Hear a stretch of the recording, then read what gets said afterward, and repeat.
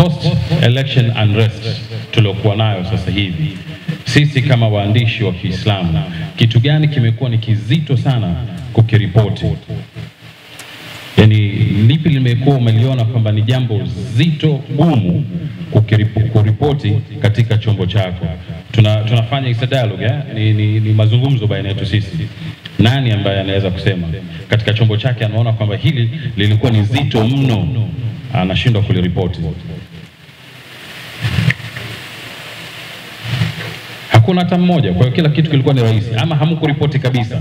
Maana ni moja katika mawili, either hamkuripoti kabisa au kila kitu kilikuwa ni rahisi na mkaripoti kila kitu. Naam. Swala la maandamano.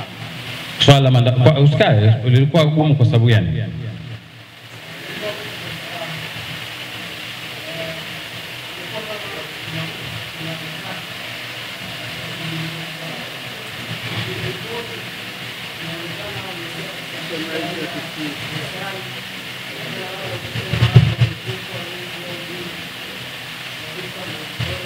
Kwa hiyo wewe ulitaka kuripoti nini? Ulitaka kuripoti watu wanaandamana, watu wamekufa, vyombo vya serikali, yani nini haswa? What is your angle? Yani angle yako ilikuwa ni nini?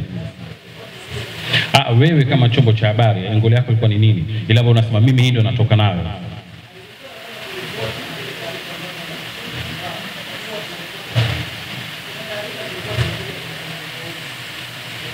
Nafikiri tujaelewana na kakangu. Nani mwingine ukiwa umesimama hivyo hivyo, nani mwingine alipata changamoto kama ya Sheikh Cloud? Mulipata changamoto kama hii? Hamkupata? Muliripoti nini?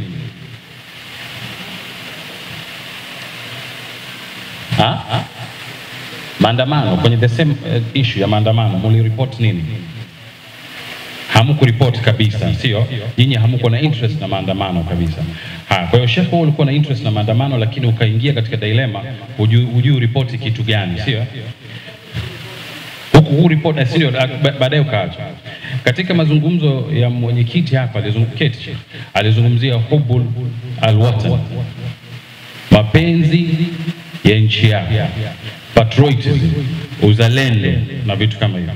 Kwa hiyo tukiachana na yote yanayozungumzwa hadi sasa hivi, sisi kama waandishi, ukiweka Uislamu hapa, ukiweka na uzalendo hapa, sisi tulitakiwa turipoti nini? Naam? Tulitakiwa turipoti nini? Amani, Okay. Vyombo vingi vilivyokuwa hapa viliripoti amani ama vilinyamaza kimya? Tuzungumzieni ukweli tu, viliripoti amani ama vilinyamaza kimya? Wangapi waliripoti amani? Wangapi walinyamaza kimya? Kwa hiyo kwa mtazamo wangu mimi kwenye field hii, wale wengi ambao waliamua kunyamaza kimya walikuwa ni oppressors, ndio walikuwa wakandamizaji, yani ndio waliodhulumu haki. Ikiwa chombo chako kiliamua, Clouds iliamua kwamba munyamazie, musiripoti, mukanyamazia kimya, hiyo ilikuwa ni tatizo. Kwa sababu you had an option, mulikuwa na option moja katika mbili, either utangaze watu wamekufa, wamefanya nini, vote unataka, au utangaze kitu chengine mbadala na hiki. Sasa ukiweka uzalendo na patriotism na kulinda nchi na kila kitu, haungekuwa na nafasi ya kuripoti maandamano, ungekuwa na nafasi ya kuripoti vitu vingine tofauti ambavyo vinaendana na siku ile ya tarehe 29 Disemba ambao Watanzania walienda kupiga kura. Watanzania walitoka mamilioni kwa maelfu kwenda kupiga kura.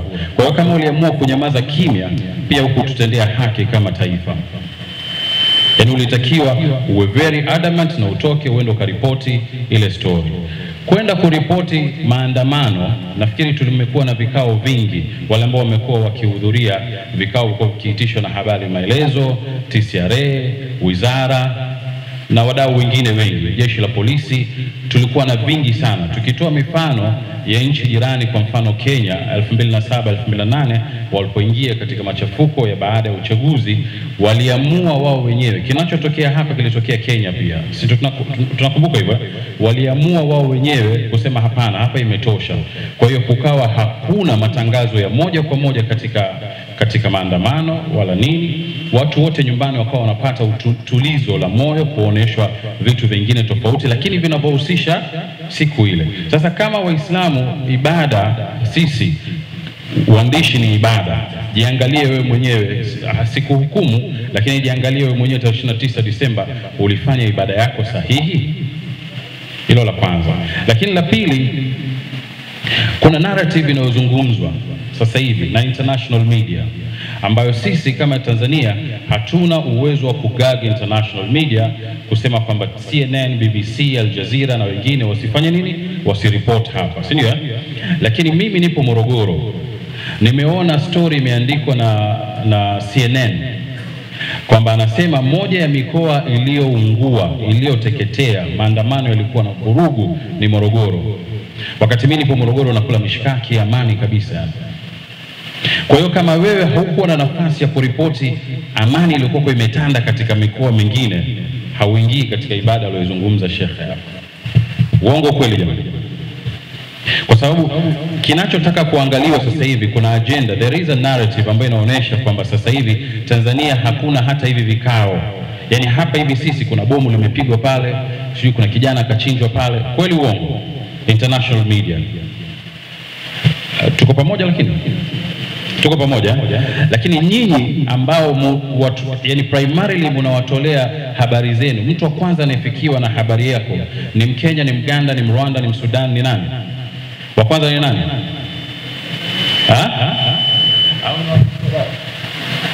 Nini waandishi wa habari? I need you to speak guys. Nahitaji muongee. Wa kwanza ambaye nimesikia kuna media hapa, najaribu kuitafuta jina lake, Kishki TV. Wa kwanza ambaye anakula chakula chako ni nani? Ni mtu yuko Kenya, yuko Uganda, ama ni nani? Primarily ni nani?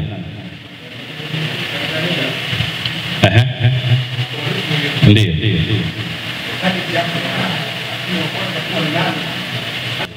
Ni nani? Si ni Tanzania? Sasa kama umeamua kutozungumza Mbagala kulikuwa hakuna matatizo, ukamwachia Larry Madowo akazungumza Mbagala kulikuwa na matatizo, hubul watan imepotea. Ibada imepotea, imekosekana. Si ndio? Lakini mwisho kabisa katika agenda ya pili ambayo inazungumzwa ni sources. Ile idea, and I believe wote nyinyi mko katika newsroom, hamufanyi kazi majumbani mwenu, mko katika newsroom husika. Kwa hiyo ukifika katika news desk unatakiwa uwe na idea kwanza, si ndio? And then you turn that idea into news item, and then you turn the news item into brief, si ndio? Sasa before ile idea wewe uwe nayo tayari unatakiwa ushapanga, mimi nitatoka na Sheikh Mataka, nitamtafuta Sheikh Harith, yani sources wako. Angalieni vyombo vya kimataifa sources wake ambao wanatakiwa wazungumzie unrest ama yani utulivu au kutokuwa na utulivu Tanzania, wengi ni kina nani? Tuambiane ukweli tu. Larry Madowo, mimi nimefanya naye kazi, lakini angalieni documentary yake ameenda kuhoji kina nani. Kuna Sheikh Mataka pale alikuja kuhojiwa? BAKWATA? Hakuna.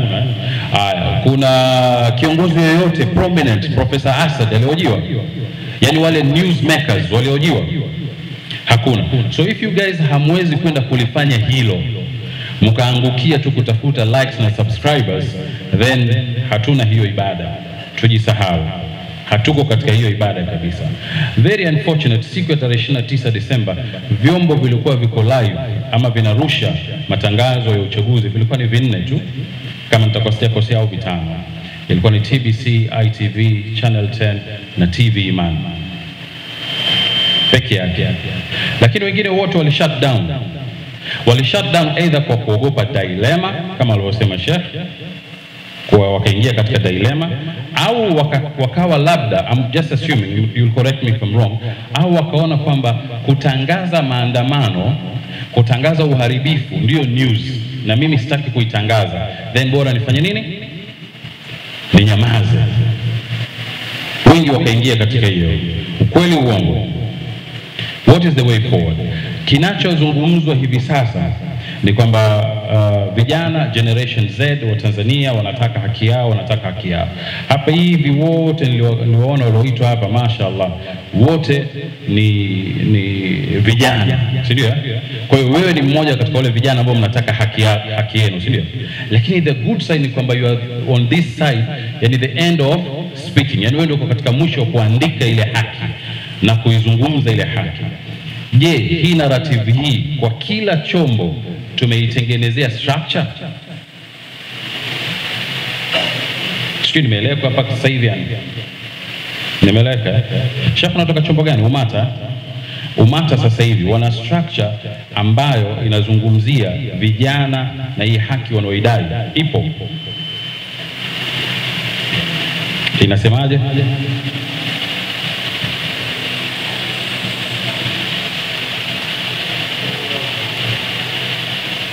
Nirudie swali. Okay. Kila chombo kina editorial policy yake, kina media policy yake, lakini panapotokea jambo kama hili, watu tunaitana haraka, top management, editorial mpaka staff wa chini. Tunatengeneza structure yetu kwamba sisi katika hili tutatoka hivi. Umata wametengeneza hilo, na mnapeleka narrative gani? Kwenye?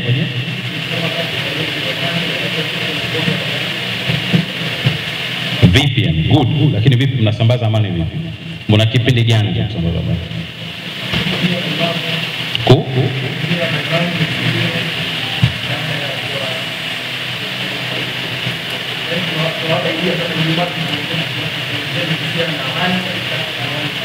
Vizuri sana. Kwa swali la haraka, wale vijana waliojitokeza kwenda kuandamana, kuvunja miundombinu ya nchi na nini, kwa swali la haraka, na hata meweza kuwa naweza kutujibu hili, ni wale ambao tunawakuta misikitini sala 5. Sio kweli? Kwa hiyo ina maana structure yetu Umata tunahitaji kuibadilisha kidogo ili iweze kulenga wale ambao waliingia kwenye maandamano barabarani. Sisi tunaelewana mpaka hapa? Sheikh amezungumza mengi ya kiroho. Sisi tunatakiwa tuzungumze practical sasa. Tunaenda vipi? Kwa hiyo hapa hivi kama chombo chako hakija kuwa na hiyo structure. Sawa? Nimeuliza pale nikaambiwa wengi hapa ni decision makers katika vyombo vyao. Either yeye ndo anaamua au anakaa katika benchi la maamuzi. Kwa hiyo tunatakiwa kama either mimi naamua nilipo au kama naketi katika benchi la maamuzi, tunatakiwa tutoke na structure hiyo. Kwa mabana sasa hivi narrative ni ya vijana wanadai haki zao. Kwanza tuitambue ni haki ipi, kisha tunaiendea vipi. Lakini tutakuwa tumekosa shabaha kama tunafikiria vijana hawa ndio wale ambao wanakuja sala 5 misikitini. Sio kweli. Wengi wanakuwa wanazisali, lakini sio sala 5 misikitini ambao wataketi wasikilize darasa la Sheikh baina al-Maghrib na Isha, swala ya Ijumaa, na waondoke na maalumati wakwenda kufanyia kazi. Ni ukweli uongo? Kwa hiyo tubadilishe structure. Lakini lingine ni wordings, maneno. Ikiwa tunakwenda kureport kitu chochote kuhusiana na tarehe 9 inayokuja, tarehe 9 Disemba, sio? Tumeona kwamba Mheshimiwa Waziri Mkuu ameelekeza fedha yote inaenda wapi? Katika miundombinu za sherehe tarehe 9 Disemba. Morogoro tulikuwa kuna culture ya kitaifa ambayo ilitarajiwa Mheshimiwa Rais hajaifunga, lakini imepelekwa mbele, imesogezwa mbele. Hiki kwa haraka kama mwandishi, a very independent journalist, mwandishi ambaye yuko very independent, anafikiria nini kimetengeneza nini katika nchi. Nimekupatieni mifano miwili, lakini mna mengi sana, sio? Mna mingi sana. Sheikh ulovaa t-shirt ya grey kimetengeneza nini?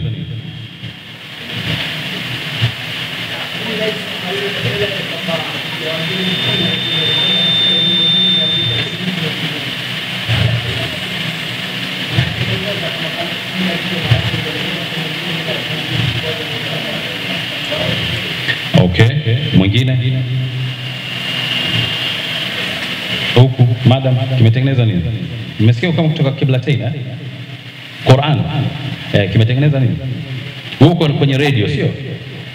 Radio inasikika rais hata kuliko TV. Kimetengeneza nini?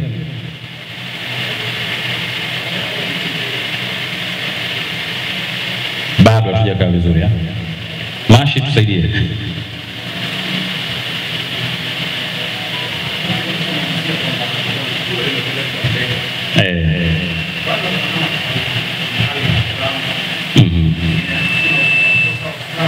Ndio.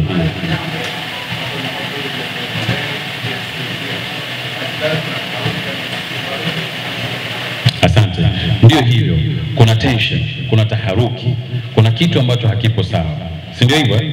Sasa ikiwa structure ya chombo chako haijaketi chini ikafikiria tunaiendeaje 9 Disemba wakati kuna tension kama hivi, either you play one of the two, you will play dumb, yani utajifanya mjinga, hakuna chochote unakiona, usitangaze chochote ambacho utaipoteza ile patriotism na uandishi wako professional utakuwa umeua, au utakwenda kutangaza taharuki, au ukiwa huyu mwandishi aliyemsema mwenyekiti hapa utakwenda kututengenezea sisi jambo litakalotuondolea taharuki. Na very unfortunate, online medias nyingi ndio zinatengeneza taharuki. Historia inaonyesha kutokea 2010 tuseme hivyo hadi 2022-23 online media, tuseme 2020, online media imekuwa na upper hand kubwa, imekuwa ikisikilizwa, ikifuatiliwa. Sasa hivi ukisikia Muhammad Matano amefariki, Allah nihifadhi, utakimbia wapi? Sehemu ya kwanza utakimbia wapi? Online, lakini be specific, utakimbia kwa nani? Tuweni wa kweli tu, utakimbia kwenye online gani? Nani? Mabdeo au Kishki TV, si ndio? Utaenda kwa Mabdeo ama Kishki TV, si ndio hivyo? Ila historia sasa inaonyesha kwa haya aliyozungumza mwenyekiti, mumekosa ile komanda kwa sababu mmekuwa na vichekesho vingi online. Mumekosa ile komanda, mmekuwa na vichekesho vingi na mume-upload news za watu ambazo hamuna authenticity, hamukuzifanyia research, muka-upload nyingi. Sawa?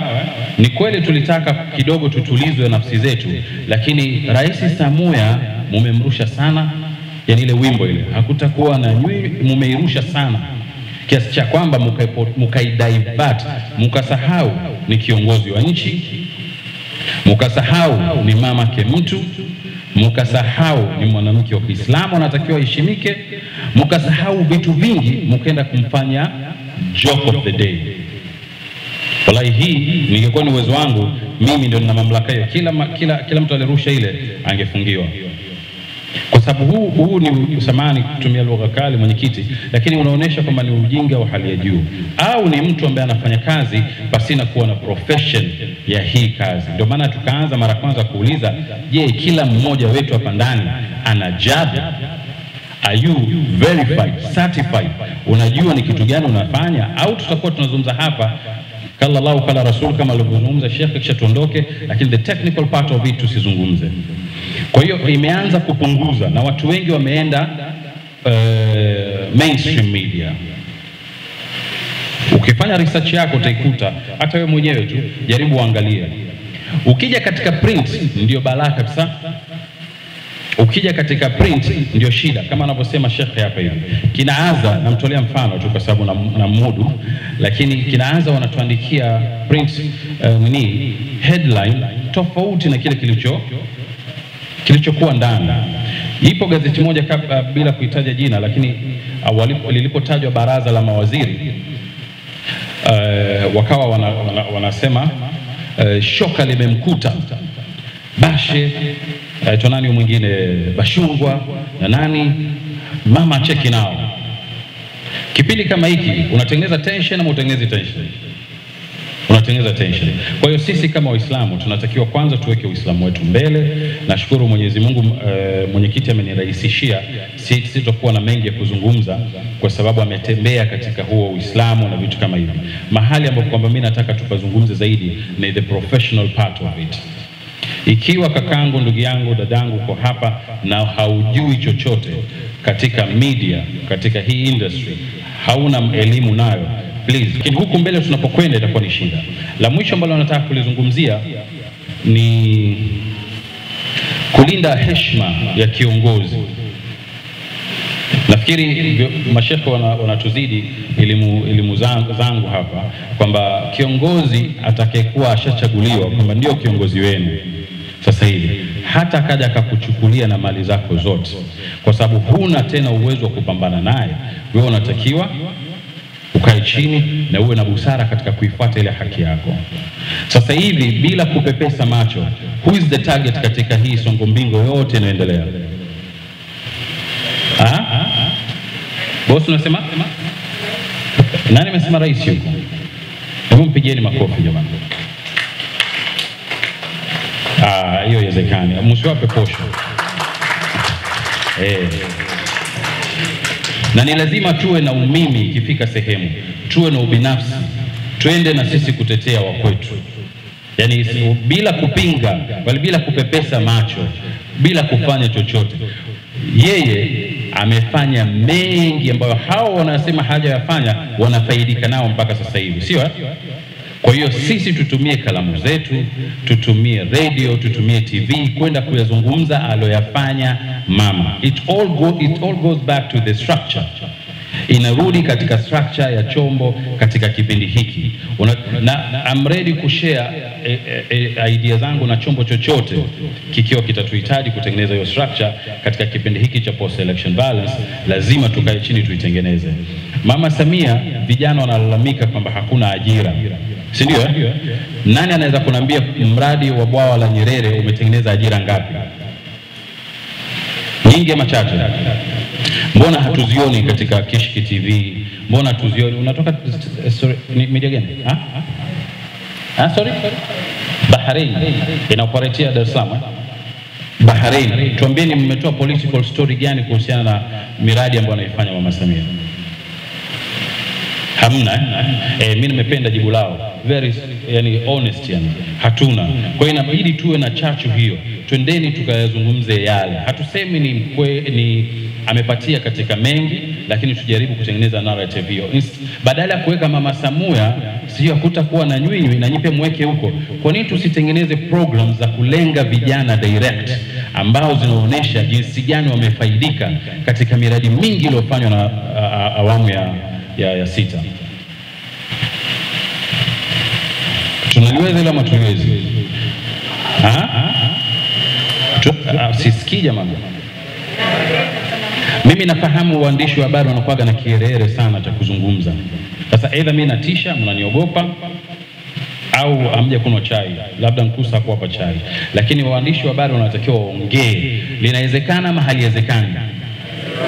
Ikhwani wasiokuwa na fikra kama za kwetu sisi wameshaitana vikao vingi, na ndio maana hizo agenda zinazunguka na mnaziona katika social media platform, even on the mainstream. So if you're not doing that now, we'll never do that. Hatutakuwa na muda mwingine wa kufanya kama hatutafanya hayo sasa hivi. Na wallahi si kwamba wewe umekuwa CCM zaidi au umekuwa hauoni mapungufu yaliokuwepo, hapana, lakini unasema ukweli, si ndio? Unasema ukweli. Leo nimehudhuria hichi kikao hapa, nimetoka na train ya asubuhi ya saa 1:15 Morogoro, nimeingia hapa saa 3 ama saa 4, saa 3 na kasoro nimefika hapa, lakini jioni tena naenda kula asha nyumbani na mke wangu, na kesho nitakuwa tena hapa. Kilichoniwezesha nini? SGR. Umeingia mle ndani ukahesabu vijana wa Kiislamu ni wangapi wamepata kazi? Wapo vijana wa Kiislamu. Kwa hiyo tukianza kupekulishwa matango pori kwamba bana hata nyinyi wenyewe hamuna nafasi kule, sio kweli. Afya. Mimi ni mmoja katika watu ambao niko karibu sana na madaktari. Changamoto inakuwa moja tu, kwamba vijana wetu hawataki kusoma hii faculty. Katika kazi 1400 zitakazotangazwa, applications zitakuja nyingi, lakini watatuma Waislamu 20, katika 20 watano ndio wana qualify, ndio wameajiriwa. Hapa sasa hivi nikiuliza, hiyo ni story angle, sio? Sheikh unatoka chombo gani wewe? Sorry? Aiwa TV kwa mfano, hicho nilichokizungumza, angle yako ingetoka nini?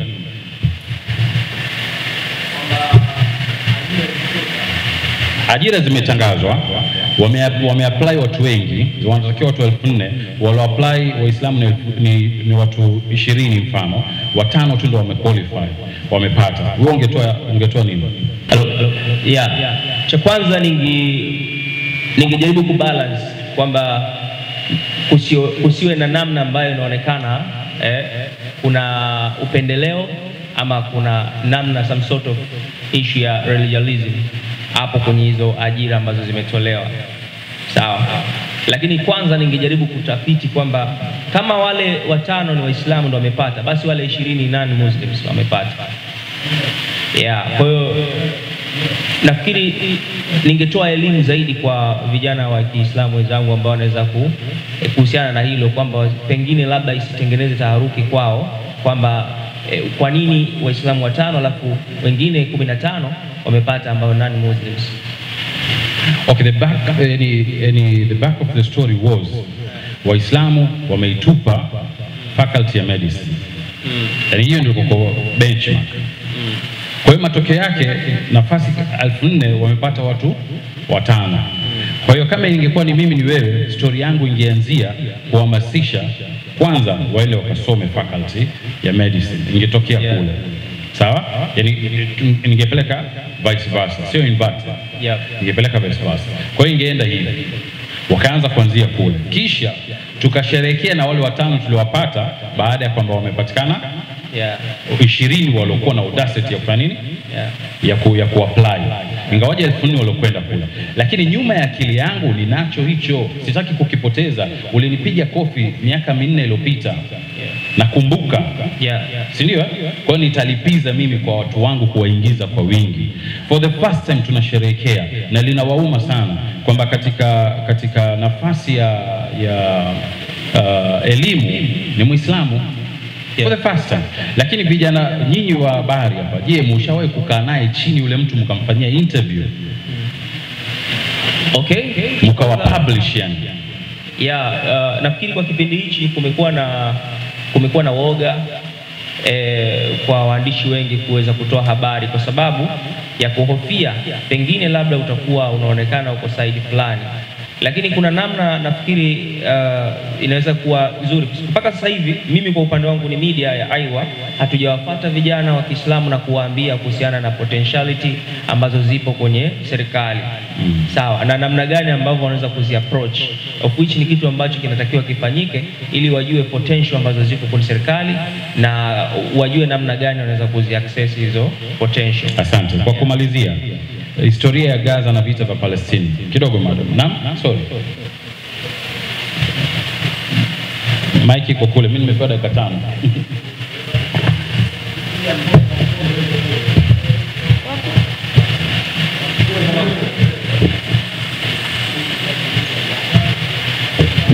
Assalamu alaikum wa rahmatullahi wa barakatuh. Wa alaikum salam. Mkurugenzi, changamoto si kwamba waandishi wa Kiislamu hatupendi kutangaza au kuyasemea mazuri ya nchi. Changamoto iliyopo ambayo ni kubwa na wengi wetu wa online tunalalamikia ni kwamba tayari wao wenyewe serikali wanawapa sana kipaumbele mainstream. Kwa mfano, mtu wa TBC, Clouds, ITV ataenda atapeleka proposal atapewa. Lakini ukienda wewe Kishki au Tanganyika TV au nani, unaonekana chombo chako ni kidogo, kinaonekana tu Instagram, hakiendi mbali sana. Kwanza hili la leo kwanza peke yake tu baraza la BAKWATA kukaa kusema hata kutokana na changamoto hii, ngoja kwanza tuwakusanye Waislamu waandishi tujadiliane, hichi ni kitu cha kipekee na cha kuiga. Laiti kwamba hichi kitu kingekuwa kimefanyika mapema, naamini nyinyi viongozi mngekuwa sehemu ya sisi kuweza kutupelekea maono yetu. Tunatamani sana kutangaza na kufanya vingi tu, lakini tunaanzia wapi? Na tunajua kabisa kwamba hichi kinachoendelea ni mgogoro wa kidini, kwa sababu rais ni Muislamu na ndio maana anaonekana hawezi, ndio maana anaonekana hivi. Lakini je, tunasemea wapi? Sio kama hatuandiki, tunaandika, tuna majukwaa sisi, tunaandika, tunatangaza, lakini je, nani atatusikia? Okay, kwa sisi ombi letu kwanza, ili tusionekana kwamba sisi hatufanyi, ili hali tunafanya. Nyinyi viongozi na nyinyi mtushike mkono. Jamani, kuna waandishi na wanatambulikana na kazi zao zinaonekana.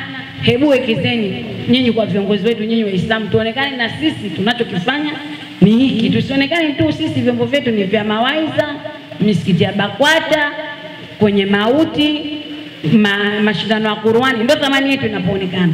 Lakini kwenye siasa tunaonekana hatuna uwezo, ili hali tuna uwezo mkubwa sana sana sana. Asante madam. Mimi nashukuru kwa changamoto hiyo, nafikiri viongozi wataibeba, lakini idea yangu ukiniuliza kwenye hilo, tuna baraza la mawaziri 28 kama sijakosea, sio? Na wako mawaziri tukianza kuwataja haraka haraka hapa tunapata Waislamu. Dr. Shatu Kijaji, naitwa nani huyu? Aweso ni waziri. Kwa nini tusianze na zile wizara tu?